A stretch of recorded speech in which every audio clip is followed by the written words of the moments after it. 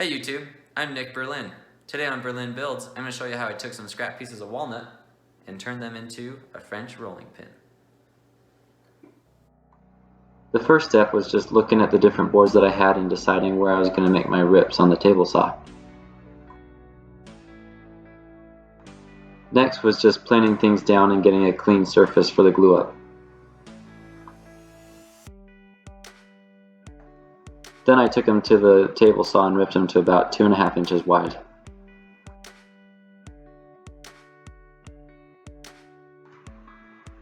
After that, it was time to do the glue up. I used Titebond 3 glue because it's waterproof and it would hold up really well to cleaning in the future. Make sure that you get a lot of glue on the boards and that you get it spread out pretty evenly and that you use an even pressure across the boards with your clamps. Once the glue was dry, I took the blank out of the clamps and then I took it over to my miter saw and trimmed it down so that the two ends were square. I lost that footage because I left my camera on the miter saw stand, and when I turned on the saw it just was shaking like crazy, so I decided not to include it.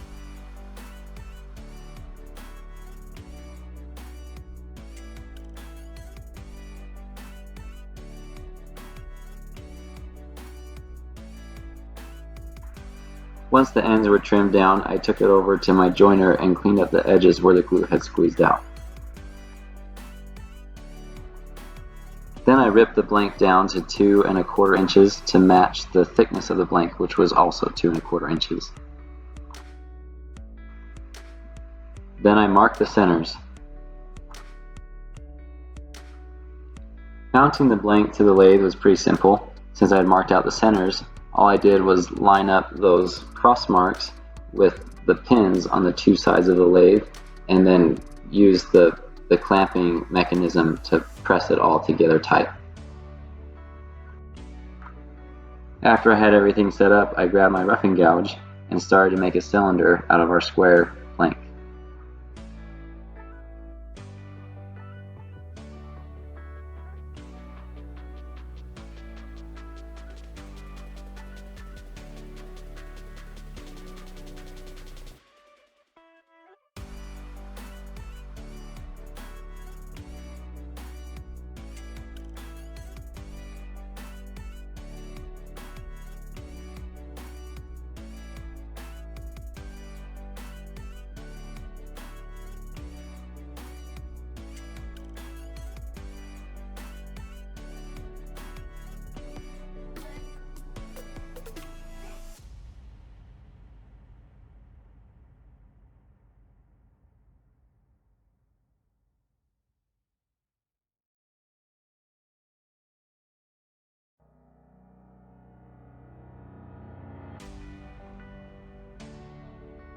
Looking at the dimensions of a French rolling pin, they're generally about 22 inches long, 1¾ inch thick, tapering down to 1 inch of thickness at the ends.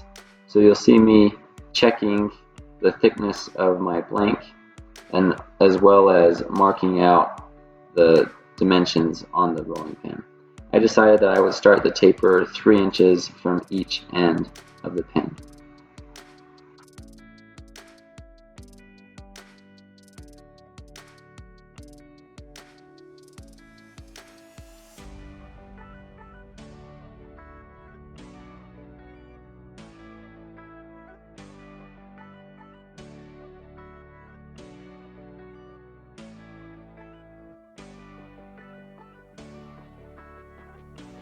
I ran into a knot hole in the blank, so what I did is I took wood glue and poured it into the hole, and then I took sawdust and I mixed it in and mashed it in with the glue and rubbed it in really good. And then once you sand it, you can barely even tell that that's what you did. Once I had things close to the finished dimensions, I started sanding. I started with an 80 grit and I couldn't find my 150 grit, so I moved directly to a 220 grit. It's a little bit easier if you follow the sequence of going 80 to about 120 to 150 then to 220, but in this instance I just skipped and everything worked out just fine. I didn't get video of this, but before I did the final sanding with my palm sander, I actually got the piece wet. And getting it wet, what that does is it raises the grains, it makes them pop, so that way you can come back once the water is dried and sand those grains off, which will give you a really smooth finish. Even after you get the rolling pin wet in the future, you won't get that fuzzy feeling that you often get when wood becomes wet.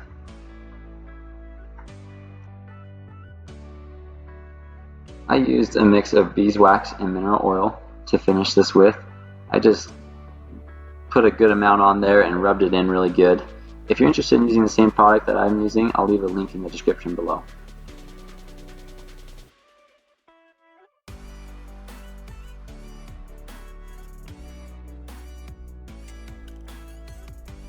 And here are some glory shots. I'm super happy with how this turned out. The finish on it is ultra smooth. It just feels good in the hand, and it looks awesome. Thank you for watching. Please comment, like, subscribe, all that good stuff. Hoping to see you guys on the next one.